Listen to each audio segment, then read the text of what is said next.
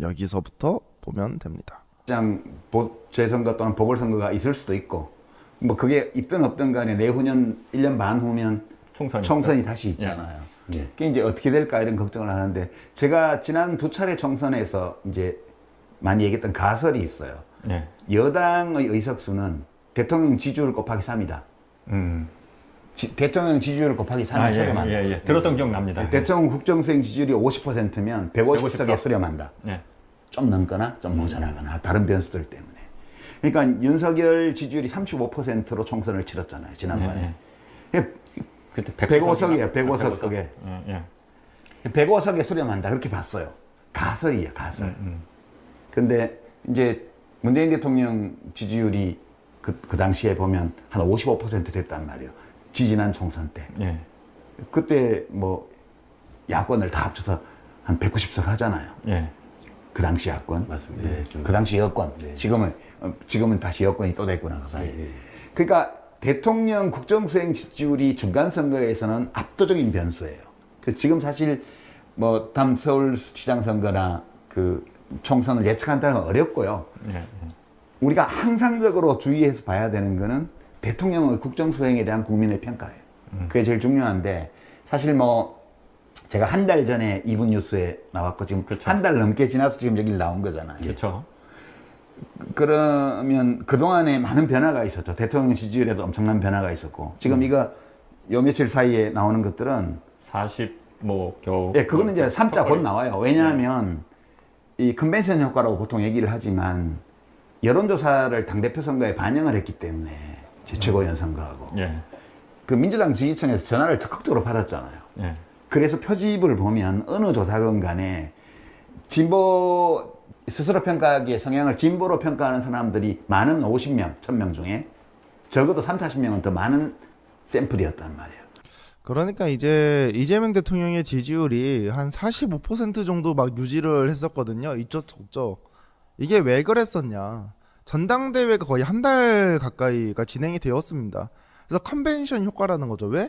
여론조사를 대기하고 있는 민주 진보 진영에 있는 사람들이 많았다라는 거예요. 그렇기 때문에 가표집이 되었기 때문에 그나마 이제 45% 유지하다가 지금 여론조사 대기하시는 분 손 들어보세요. 나 지금 여론조사 대기하고 있다. 당대표 정청래가 돼야 돼가지고 내가 당대표 김민석이 돼야 돼가지고 기다리고 있다. 지금 아무도 없어요. 지금 002, 070 뜨면 그냥 전화 끊습니다. 여론조사 안 해요. 뭐 아직도 기다리고 있어요? 기다리시는 분도 계시네요. 이제 안 한다라는 거예요. 대기하지 않아 지금은. 그러니까 이제 가표집이 그렇게 되지 않는다라는 거죠. 그래서 대통령의 지지율이 이렇게 급락하게 된 이유는 컨벤션 효과다. 이건 뭐 당연하게 보고 있다라고 지금 말씀을 하시는 거고, 지금 서울시장에 대해 가지고는 아직까지는 잘 모르겠다. 지금 오세훈 재판이 아마 1월경에 대법원 판단이 나올 거라고 지금 예상되고 있습니다. 이미 항소심에서 10월 달인가 마무리 짓겠다라고 이야기를 했어요. 10월 23일 플러스 마이너스 내가 선고 내리겠다.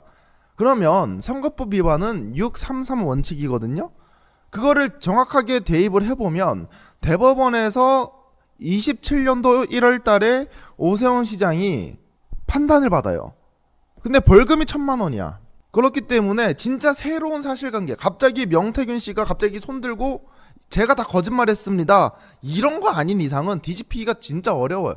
말도 안 되는 상황 아닌 이상 무죄받기 어렵습니다. 그렇다라고 해서 1,000만 원을 100만 원 이하로 낮출 수 있느냐? 그것도 불가능하다라는 거예요. 그걸 보면 사실은 1월 달에 대법원 선고가 거의 100만 원 이상의 징역형이 100만 원 이상의 벌금형이 나올 것 같은데, 그러면 보궐이 시작입니다. 4월 달에. 여기서 근데 작가님께서 중요한 걸 하나 찝어주셨어요. 민주당 의석수 그리고 국민의힘 의석수는 집권하고 있는 대통령의 지지율에 따라서 곱하기 3을 하면 된다. 근데 대체로 이게 맞는다라는 게 내 이론이다 라고 말씀하셨죠. 근데 사실 이게 비단 국회의원 선거 총선만 그러겠냐라는 거예요. 서울시 장도 그렇고요. 뭐 지사 선거도 그렇고요. 다 적용된다라는 거예요. 보세요. 지금 대통령 지지율이 40%입니다. 그리고 이것보다 지금 더 떨어질 수도 붙겠다라고 예상을 해요. 30%대까지. 그렇다라고 하면 국회로 이걸 그대로 적용해보면 30%잖아요. 그러면 90석이에요. 40%면 어느 정도냐? 120석이에요. 90석에서 120석이면 과반을 못 넘습니다. 이러한 진짜 대통령 지지율이 진짜 바닥을 치는 상황에서 지금 서울시장 딱 붙는다. 저는 진짜 와장창 깨질 거라고 봐요. 그래서 제가 어제 사실은 지금 이재명 대통령의 지지율이 매도 사이드카가 떴다, 하한가 맞았다 라고 말씀을 드렸는데, 제가 우리 시청자분들한테 감히 여러분들 이재명 대통령 이제 지지하셔야 됩니다, 저는 그럴 주제가 못 돼요. 하지만 명확한 건 그거 있죠. 서울시장은 그래도 민주당이 가지고 와야 된다라는 게 저는 명확합니다. 다시 뭐 예를 들면 나경원이나 뭐 장동혁이나 이런 사람이 서울시장 하는 걸 저는 사실은 못 보겠어요. 그래서 어떻게 대통령의 지지율을 끌어올려야 될지는 저는 모르겠습니다. 내가 할 수 있는 건 없어요. 대통령께서 행동이 바뀌거나 아니면 대통령의 정책이 제대로 올바른 방향으로 간다던가 이런 것들을 보여줘야지 지지율이 오르는데, 사실 단순 평론가인 이분뉴스가 뭔가를 바꾼다? 그리고 건방지게 시청자분들에게 여러분들 지금은 무조건 이재명 찍어줘야 돼, 이거를 못한다라는 거예요. 그래서 저는 진짜 염려가 되는 것이 진짜 이재명을 위해서가 아니에요. 이재명을 위해서가 아니라 민주당 그리고 대한민국을 위해서 서울시장 선거에서 어떻게 승리를 가져올 수 있을까, 그리고 그 이후에 총선 그리고 대선, 이거를 어떻게 짜야 될지 이제 우리가 구상을 해야 된다.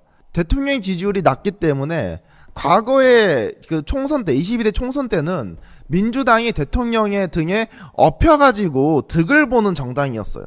근데 이제 반대로 바뀌었어. 이 상태에서 선거를 치르면요, 민주당이 대통령을 등에 업는 거예요. 도움이 안 되고 오히려 대통령이 마이너스입니다. 그러면 서울시장은 누가 될지는 모르겠지만, 서울시장 후보는 누가 될지 모르겠지만 개인의 능력으로 돌파할 수 있는 사람이 좀 후보로 나가야 된다. 저는 지금 그렇게 생각하고 있습니다. 그리고 제가 또 중요하게 봤었던 것이 뭐냐, 김용남 후보와 관련된 말씀이었습니다. 28분 50초입니다. 28분 50초. 아마 저와 공감이 되시는 분들도 아마 꽤 많을 것 같아요. 그 정청래 대표가 평택에 그 김용남 씨를 공천한 거에 대해서 선거운동 열심히 안 했다고 비난하는 사람은 있지만 거기 김용남을 공천했다고 비난하는 사람 아무도 없었어요. 특히 친명 쪽에서 소위. 무슨 뜻일까요? 정청래의 공천이 아니라는 뜻이죠. 그렇게밖에 해석이 안 돼요. 그러니까 우리가 밖으로 드러나지는 않았지만 그 내부 물밑에서 청와대 그 이재명 대통령과 민주당 사이에 심각한 문제들이, 아니 본인들은 다른 측면에서 문제를 느끼겠지만 제가 보기에는 민주주의의 기본 원칙, 민주당의 개혁성 이런 것들이 소실되어가는 과정이 이제 우리 모르는 사이에 좀 깊이 진행이 된 것 같다는 느낌을 가진 거죠. 그리고 왜 명픽들이 지방선거에서 떨어졌을까? 그때도 유리창 하나 깬 거예요. 밖에 차 유리창 하나씩 깬 거예요. 유리창을 3개나 깼다고요, 시민들이. 네. 지금 시민분들께서 대통령의 잘못된 방향에 대해서 3번이나 깨트렸다라는 거예요. 예전에 우리가 대통령을 지지했을 때 대통령을 깨트릴 이유가 없죠. 근데 시민분들께서 이렇게 쭉 보아하니 이거 뭐 명픽이라고 하는데 깨트려야 될 것 같은 거야. 깨트려. 잘못된 방향으로 가고 있습니다. 왜? 우리는 이재명 개인을 지지한 것이 아니라 민주당의 이재명 대통령을 지지한 겁니다. 그리고 수많은 연설에서 그리고 수많은 저서에서 대통령께서 정치인은 도구다, 도구로서 이용을 하시라, 저는 그런 것들을 받아들이겠다, 이러한 맥락으로 계속 말씀을 하셨거든요. 국민이 먼저다. 난 권력을 잡으려고 하는 게 아니라 권한을 얻기 위해서 대통령을 하려고 하는 것이다. 이게 사실 국민주권 정부와 일치하는 그런 내용들이에요. 근데 과연 지금 대통령께서 1년 동안 권력을 잡으시면서 국민주권 정부의 방향으로 갔느냐? 이재명 대통령을 눈을 감고 생각을 했을 때 이재명 대통령은 국민주권 정부를 위한 권한을 얻으려고 했던 사람인가? 아니면 권력자로서 행동을 한 사람인가? 저는 잘 모르겠습니다. 근데 많은 시민분들이 저에게 이렇게 얘기해요. 대통령은 이제 권력자가 된 것 같다. 시민을 위한 도구가 아니라 시민에 위해 군림하려고 하는 것 같다. 이런 얘기를 제가 들으면 진짜 마음이 아픕니다. 그런 분이 많아졌다라는 것은 대통령께서 그 행동이 시민분들이 봤을 때 의심이 살 행동을 많이 했다라는 거죠. 어떤 시민분들은 여러 가지 근거를 대고 말을 할 수도 있고, 어떤 시민분은 근거는 내가 모르겠어. 하지만 감각적으로 그런 느껴져 오는 것들이 있을 수 있어요. 근데 그런 분들이 점점 많아진다는 것은 대통령의 지지율이 점점 떨어진다라는 걸로 드러나고 있는 그런 상황이다라는 겁니다. 이제 그러한 상황에서 제가 나는 왜 이거 생각을 못했지? 이번 뉴스가 조국 당대표, 당시에 조국 당대표 이제 선거에 가서 나름대로 열심히 했었잖아요. 그래서 김영남 후보에 대한 비판은 사실 저희가 많이 했어요. 근데 왜 그 뒤에 있는 이면이 사실은 그렇게 복잡한 내용이 아니었는데 왜 그것까지는 생각하지 못했을까? 진짜 민주당 내에 있는 의원들이 사실은 비판할 만했었거든요. 김영남 후보를 뭐 지지하는 사람도 있겠지만 사실은 비판할 만했단 말이에요. 그런 내용들이 특히나 사채업과 관련돼 가지고는, 그리고 농업법인과 관련해 가지고는 충분히 비판하고 사퇴하라는 이야기가 나왔어야 되는데 단 한 명의 의원도 그런 얘기를 한 걸 제가 들어보질 못했어. 그렇다면 왜 김영남 후보에 대해서 이렇게 민주당 의원들이 비판을 못했을까? 김영남 후보가 무서워서 그런 것은 절대 아니다. 김영남 후보가 뭐가 무서워요? 저기 바깥에서 이렇게 데리고 온 사람인데 김영남 후보 뒤에 있는 누가 뒤에 서 있기 때문에 그런 비판을 감히 하지 못했다. 저는 그런 생각이 들었습니다. 근데 정말 다행인 점은 이러한 지점을 정확하게 파악하고 있는 우리 시민들이 하정우 수석 날렸고요. 그리고 김영남 후보 날라갔고요. 그 다음에 김용 후보도 날라갔어요. 그리고 서울시장 후보도 날라갔습니다. 그러니까 뼈 아파요. 민주당 입장에서는 뼈 아프지만, 그리고 민주당원들은 물론 찍어줬겠지만 적극적이게 안 했다라는 거죠. 그러니까 개인의 문제도 있겠지만 민주당원이 아닌 다른 시민들에게는 그 사람들이 설득력을 가지지 못했다. 근데 저는 이게 왜 심각하다라고 보냐면 내란 프리미엄이 있었어요, 여러분들. 제 주변에 국민의힘 당직자 하는 친구 있다고 그랬었죠, 여러분들. 어느 정도의 프리미엄이냐면 여러분들, 국민의힘 당직을 가졌던 친구, 그리고 그 국민의힘 당대표 선거할 때 도와줬던 친구들이 있어요. 제 실제 친한 친구 중에. 그 친구도 술 먹어서 이야기 나눴을 때 저한테 뭐라 그랬냐면, 계엄 나는 도저히 이해 못하겠다. 내가 그 계엄 역해가지고 촛불 행동 나온 애예요. 그러면 그 친구는 국민의힘에서 깊숙이 들어가서 국민의힘을 지지한 친구인데 촛불 행동에 나왔다니까요, 여러분들. 우리 집회에 나왔어요, 걔가. 우리 집회에. 어느 정도의 프리미엄인 건 줄 알겠죠. 어느 정도 프리미엄. 근데 문제 지금 내란 프리미엄 이제 다 빠졌어요. 그러한 문제가 있었다라는 겁니다.